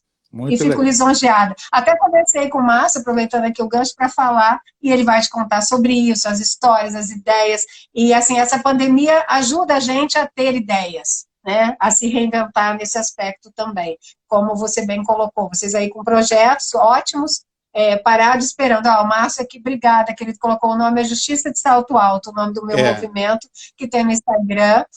E, assim, eu faço com o maior carinho e ajudo de forma também voluntária, até como advogada também. Não dá para salvar todas, mas você tem que ouvir pelo menos as que chegam até você e tentar contribuir, né? Eu acho que o maior público é o que realmente você ajuda de alguma forma, porque, na verdade, elas já sabem, elas já têm isso, só não sabem, não se lembram. E o relacionamento abusivo, que não tem gênero. Homens sofrem relacionamento abusivos, homossexuais sofrem, mas infelizmente a grande maioria ainda é a mulher, né? Então, a gente tem que falar pela minoria, pelo que acontece em defesa dela. O Márcio colocou alguma coisa aqui, deixa eu ver. Vou escrever uma peça para ele atuar. Então, mais uma razão para vir ao Brasil, dirigir. Eu sempre sou perfeito, Márcio, tudo com a sua ideia. Vamos trazer de alguma forma. Olha, todos os meus trabalhos com Erval, as mulheres são as protagonistas e as colocamos em evidência. É verdade, Perfeito, é verdade. Já? Tudo que a gente está fazendo, a mulher tem um papel importante, e falamos dessa nova mulher, né? A mulher que hoje... Sim. A mulher... Eu tenho um jeito de pensar. Eu acho que a mulher sempre teve esse papel, esse direito, tudo. Sempre. Vocês são capazes de ser mãe, de levar uma criança no ventre, né? E eu tenho maior admiração. Então, eu acho que hoje em dia falar disso é quase demais, mas a gente está fazendo assim, um trabalho em que todos os trabalhos, as peças de teatro, o seriado de televisão, de algum jeito, dignificam a mulher de uma forma muito maior. E por isso que temos essas duas peças prontas para fazer no Chile. Eu tenho, além disso, eu comprei os direitos de um musical que também é feminista, um musical da Broadway, que é uma maravilha, e que eu estou pensando, assim como as coisas estão aqui, quem sabe se eu falo com o autor para levar e fazer no Rio, ou em São Paulo, não sei, mas no Brasil.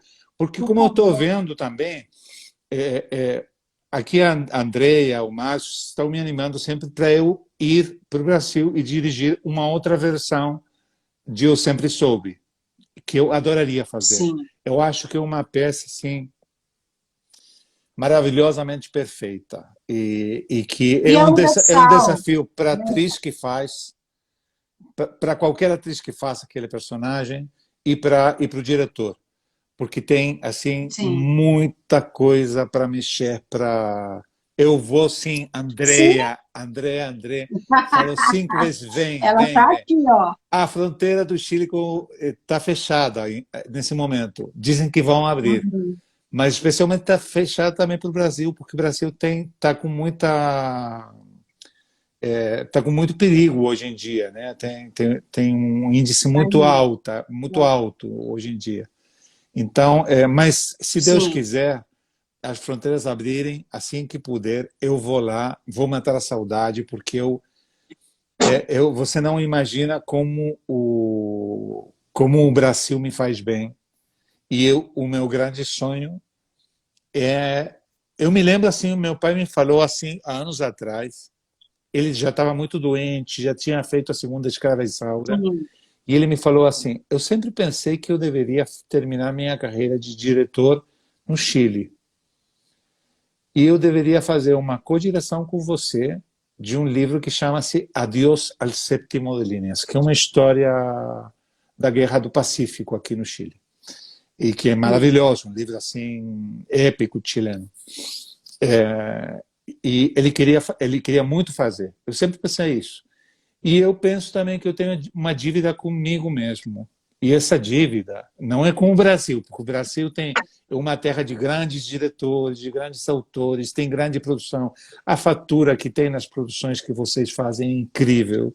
E eu sempre chegou um momento assim que eu sempre me perguntei assim, como seria eu dirigindo com tudo esse potencial, com esse nível de produção que tem no Brasil? E hoje em dia eu quero fazer de tudo. Quero fazer teatro, quero fazer cinema, quero fazer seriado para a televisão.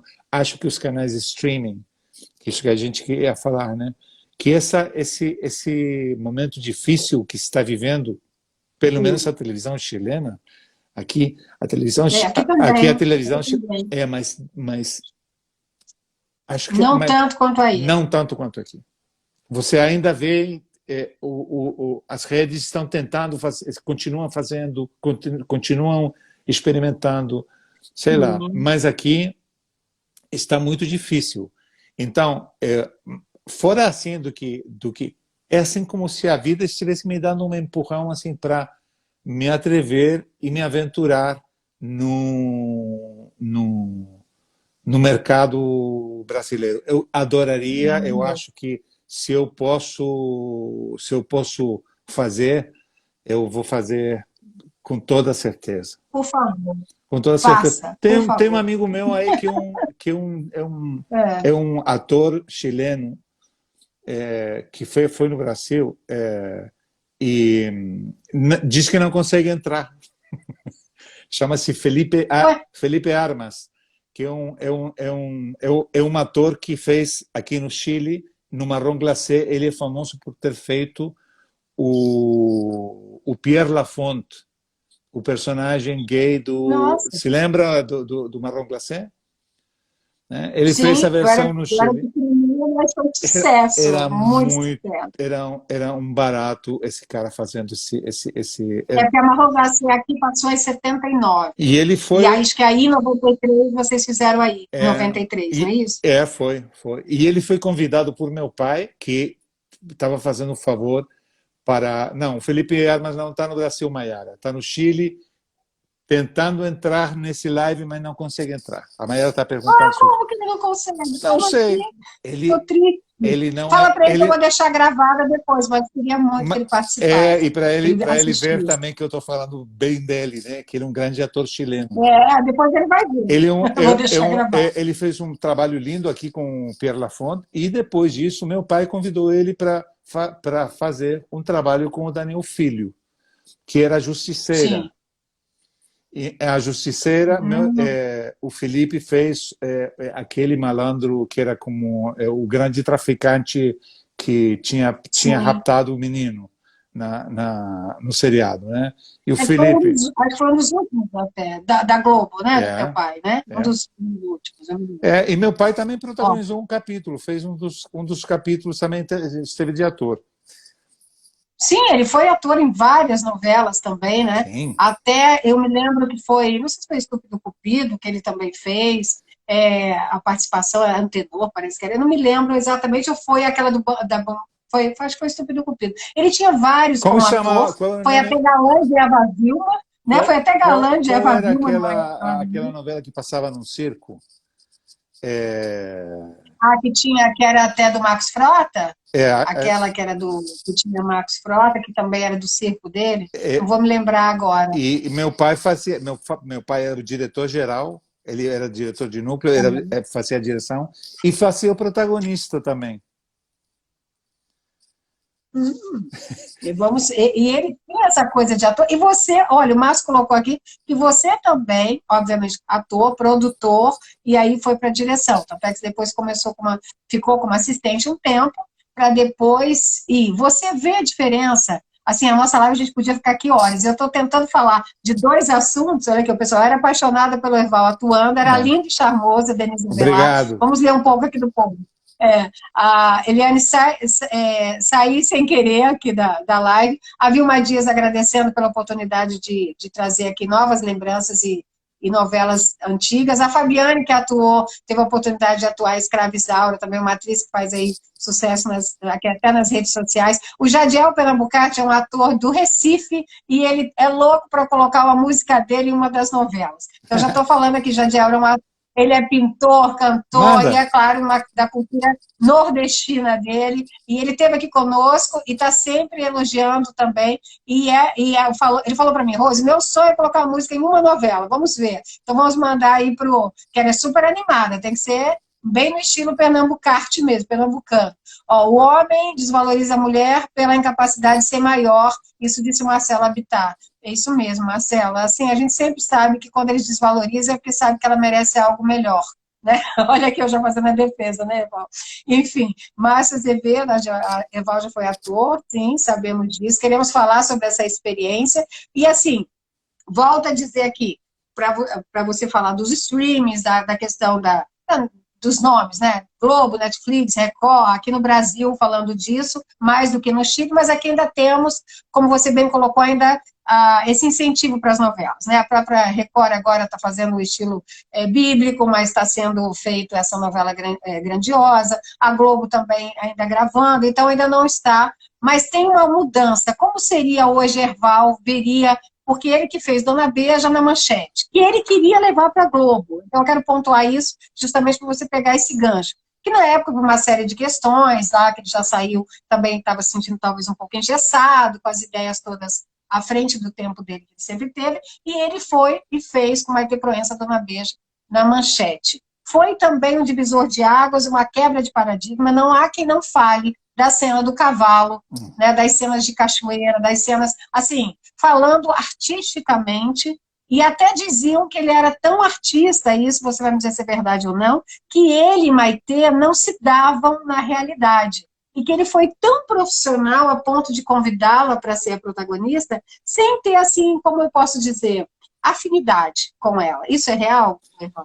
Bom, eu assisti um documentário que fizeram do meu pai, assim, uns anos antes dele morrer, e entrevistaram a Maitê.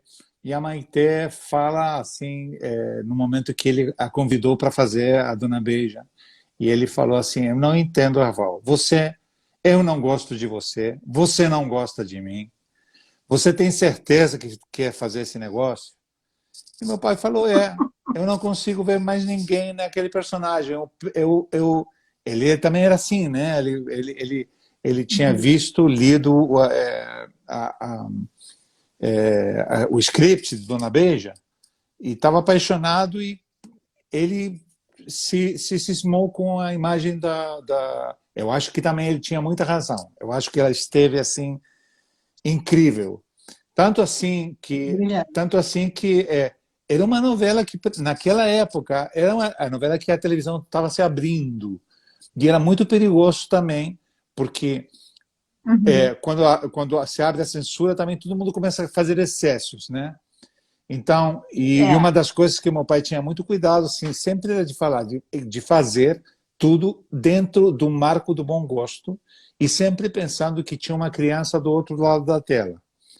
E que essa criança, se fosse assistir esse material, teria que conseguir fazer sem que o pai ficasse vermelho de vergonha, né?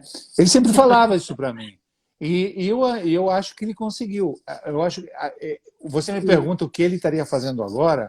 Ele estaria maluco com alta definição, fazendo imagens maravilhosas, com as possibilidades da técnica que se tem hoje, né? Se você pensa quando ele fez aquela cena do cavalo, da Dona Beija, que é muito linda, mas também era assim, com câmeras antigas, com pouca luz, com dificuldade técnica. Era muito difícil de fazer. Então, tudo aquilo que ele fez naquele momento foi ousado, mas ele não tinha todos os elementos que eu gostaria. Eu me lembro sempre que alguém perguntou para ele se ele não sentia... se ele gostaria de trabalhar fazendo cinema, que nem o Steven Spielberg fazendo. E ele falou assim, eu gostaria de trabalhar com o orçamento e as possibilidades técnicas que tem o Steven Spielberg, né? Para poder fazer porque ele trabalhava, ele fazia tudo aquilo lindíssimo, mas com uma situação precária. Nós não podemos negar que, diante de hoje, da tecnologia, imagine ele hoje com tudo isso. Outra coisa. Ele já fazia coisas brilhantes. E o que está falando o Márcio Acevedo está falando aí também da cena da cachoeira, que era linda. Aquelas cenas feitas aí na cachoeira, realmente, eu me lembro assim de menino, naquela época, eu ficava assistindo o trabalho dele e eu ficava impressionado com a delicadeza também para ele tratar e falar e fazer tudo. Isso foi uma coisa que eu aprendi com ele, assim, para fazer cena de sexo, para fazer cena onde a mulher ou o homem, que também ninguém pensa num homem que também não sempre se sente Sim. confortável fazendo uma cena diferente, né? No. Na importância do ambiente geral, do comportamento e da quantidade de pessoas que tem que ter no set de gravação. Importante. Aí a Ângela está dizendo com que câmera foi feita. Diz que uma HK-33 é uma câmera, são câmeras antigas, é uma Ikegami, né? Sim. Uma Ikegami. São câmeras que hoje a gente nem olharia. São obsoletas, então.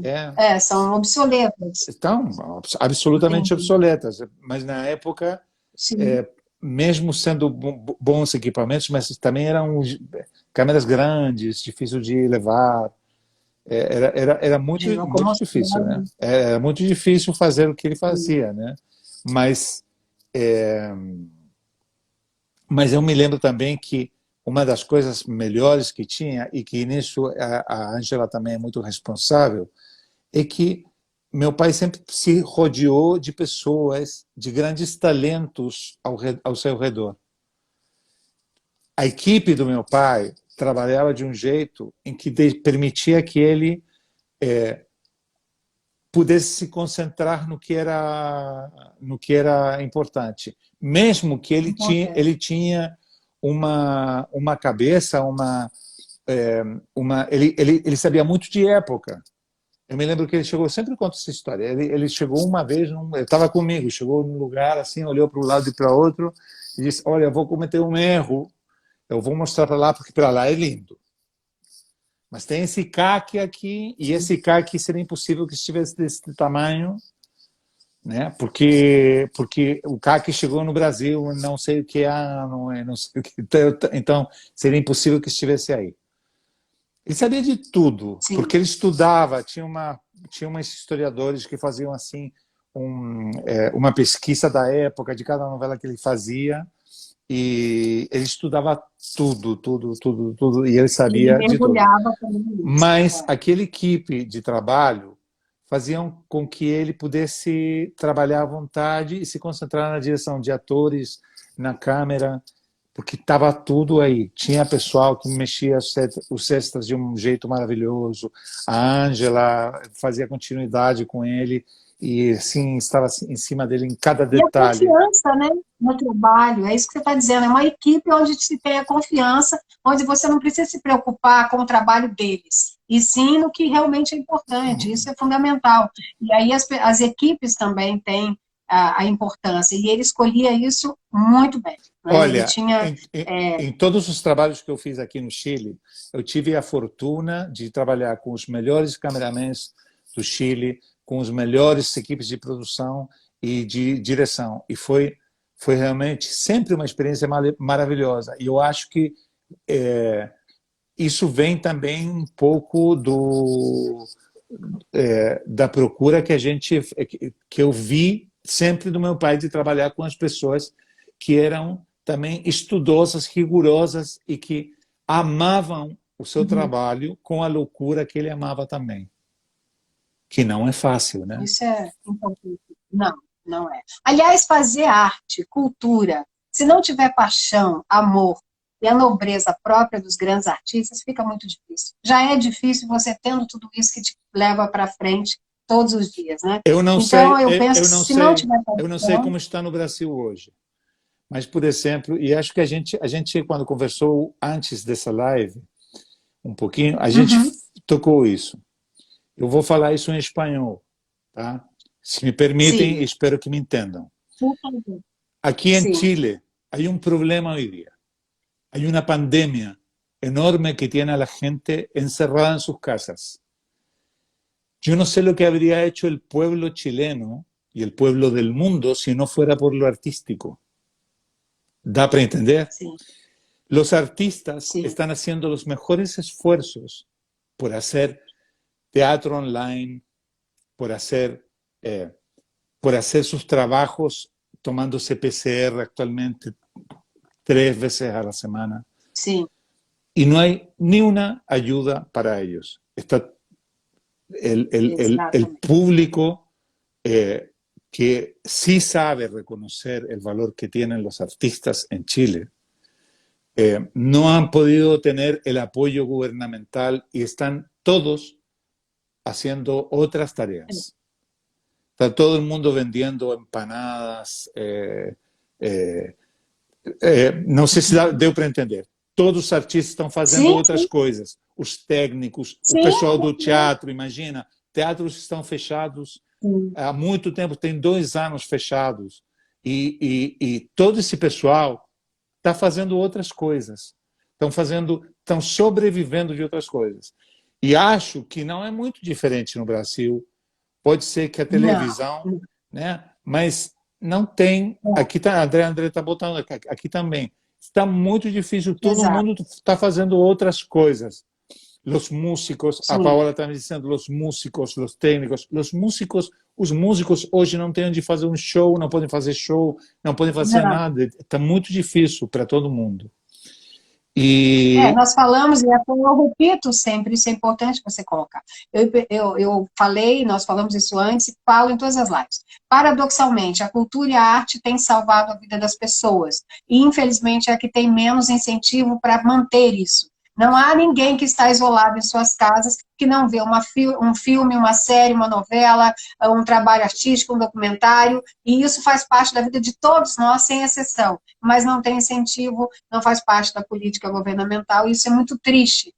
Esperamos que isso passe, agora tem voltado aos poucos, a cultura tem que retomar aos poucos para salvar aí essas, falando que tá com saudade de você, salvar essas pessoas e salvar a nossa cultura e a nossa arte, né? E saudando aqui você, e o Jadiel dizendo, mas vai passar, se Deus quiser. Olá. Sim, vai passar. A Elaine Fux também, com saudade de ver, falar, ouvir das novelas, de tudo que é antigo.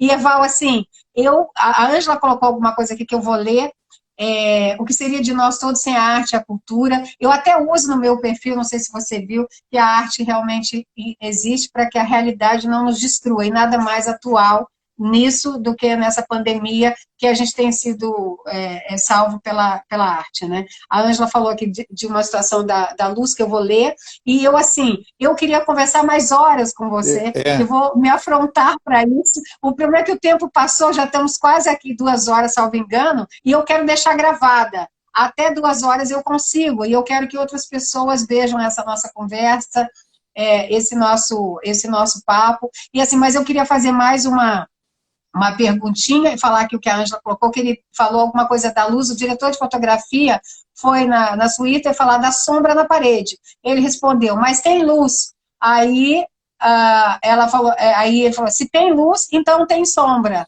Ou seja, ele era atento a tudo.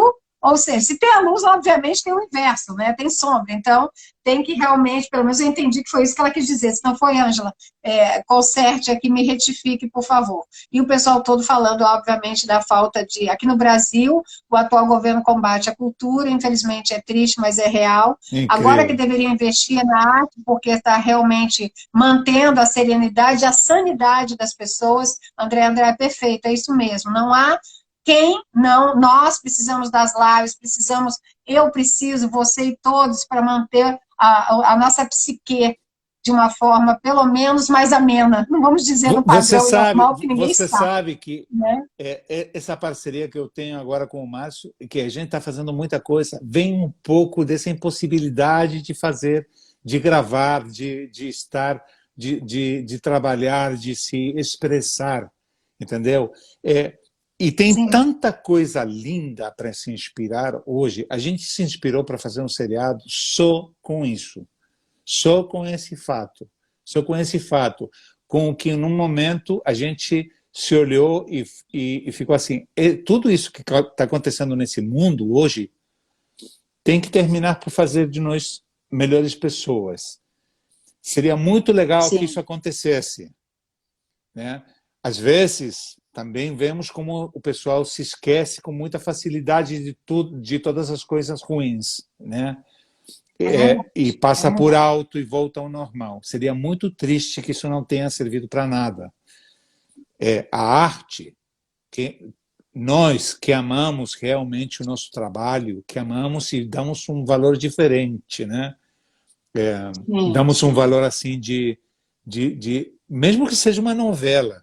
Novela pode ser olhada por muitos assim como uma parte menor das artes da atuação. Eu não concordo. Assim, tem novelas que têm falado, mais ainda no Brasil, novelas que falaram do Brasil em momentos assim como, sei lá, como Vale Tudo, né? Com novelas assim que mexeram com o povo. E hoje em dia eu acho que a esperança, o amor, as possibilidades de nos encontrar na rua e a vontade que a gente tem de dar um abraço nas pessoas que a gente gosta de verdade, né? Faz que todo mundo queira ou tenha uma dívida com com alguém, consigo mesmo, com né? o mundo, conosco, né? E isso, a melhor forma de expressar é por meio da arte. E isso os governos do mundo têm que aceitar e têm que se responsabilizar e têm que dar uma ajuda para os profissionais que estão hoje realmente fazendo coisas que não são trabalhos indignos, são reinvenções, mas tem um monte de artistas precisando fazer a sua arte, pintar os seus quadros, né, e expor para o mundo. Os quadros musicais, os quadros de teatro, de televisão, as imagens, o som, sei lá. Foi muito grato. Sim, mas é isso que você bem colocou, e acho que a reflexão é de dentro para fora. Todos nós precisamos de ar. Eu acho que essa é a maior reflexão. Estar vivo é um privilégio, não existe o que você tem, o que você não tem, então não há diferença se você tem mais dinheiro, mais condições ou menos condições. Talvez essa pandemia, uma das maiores lições, seja realmente essa, né? Nós queremos o ar, e o ar é igual para todos. Muitos com dinheiro morreram da mesma forma. Então, é uma reflexão e que mude isso depois, que nós não somos ninguém e que somos tudo ao mesmo tempo quando queremos e temos um ideal. O pessoal está aqui parabenizando. Eu estou emocionado, por nós. Eu estou emocionado, vocês são muito legais. Rossi, você é maravilhosa, a entrevista de um jeito muito lindo, assim. Realmente, essa live, quando ela me convidou para fazer, eu falei para ela, você acredita que alguém vai assistir? Porque é um cara, né, que está aqui, que não conhece, não assistiram os meus trabalhos, né? Tem umas novelas minhas na Amazon Prime, não sei se entram no Brasil, né? Mas tem umas 3 novelas aí, se alguém quiser assistir. Mas por favor, Fábio. Tem as Preciosas, Chip Livre, que é uma novela muito ruim, mas inclusive as novelas que eu fiz mal, eu gosto delas também, tem o meu amor também aí. Foi uma novela que não deu certo. Tá, não? Solteiro outra vez, pelo menos está no YouTube, tá? Tem os capítulos de Solteiro outra vez para assistir. Não sei se entra com facilidade no Brasil, porque às vezes fica com restrição. Mas tem novelas muito lindas para ver. Tem Preciosas, que é um trabalho maravilhoso que eu fiz de um grupo de mulheres que fogem da cadeia e tentam se reinventar sendo fugitivas. E eu fiz assim, fazendo uma grande mudança na técnica. Foi o HD, mas trabalhando em outro sistema, com câmeras de cinema, com óptica de cinema, assim, fazendo assim, levando assim a outro nível a televisão. Temos feito coisas muito interessantes e ainda temos muito para fazer. Tomara que por favor, agora venha fazer aqui. Olha, eu vou entrar no grupo de Andréa, Márcio e Ângela para te trazer para cá com um compromisso seu consigo mesmo e conosco agora, com esse grupo, pelo menos, que faz tanta questão. E vou aqui ratificar a minha escolha por você, por essa aula Obrigado. que eu tive, por um aprendizado, e que eu disse que seria muito bom, que seria uma viagem no tempo e no espaço. Me sinto honrada por poder falar com você, homenagear duplamente você, seu pai, que eu conheci, eu também como atriz tive uma chance pequena de estar do lado dele, conhecer um pouco daquele rigoroso que todo mundo falava, e quando eu cheguei perto eu vi ali um homem apaixonado pelo que fazia, e que eu que sempre valorizei a questão do conteúdo, de você absorver de quem sabe, né? E é isso, apesar de jovem, ter mudado os meus caminhos, que por uma questão pessoal, de ir para o lado do direito, etc., mas que eu pude guardar, e esse é um dos momentos que eu guardo, de estar com ele. E assim, fiquei muito feliz de estar aqui com você e de poder traduzir isso um pouco para os nossos seguidores, trazer pessoas também do seu convívio, que sabem do seu trabalho. Eu fiz um Você Decide com ele já no final assim, da situação da Globo, dele na Globo. Depois ele foi fazer outras coisas e foi sucesso onde quer que esteve, mas ali ele já estava mais engessado, já estava com ideias novas e o pessoal ali que já tinha a questão do sistema, né? Então a gente que entende um pouco sabe que ele estava precisando de novos ares. Olha, o pessoal aqui agradecendo, bela live, Rose Márcio, obrigado por ter me indicado aqui essa enciclopédia aqui que vem aí junto com vocês dois, que eu já admiro, a Eliane, o pessoal, assim, a Osana, muito obrigado por ter confiado no meu trabalho. Olha, Márcio, lindo, a gente confia e sabe que você, como a André colocou lá atrás, e eu não li ainda, vai brilhar muito mais, e eu tenho certeza dessa parceria que já deu certo, né? Eu já coloco aqui como profecia também. Ana Cristina, parabéns, querido primo, arte sempre, saúde para todos nós, verdade, saúde é o que está no momento para que a gente possa continuar, levar a arte e a cultura para essa gente toda. Não tenho palavras, Erval, mas para traduzir. Gente, aqui, eu estou lendo aqui o que as pessoas botam, são tão gentis, são tão carinhosos. Eu acho que o povo brasileiro é um dos povos mais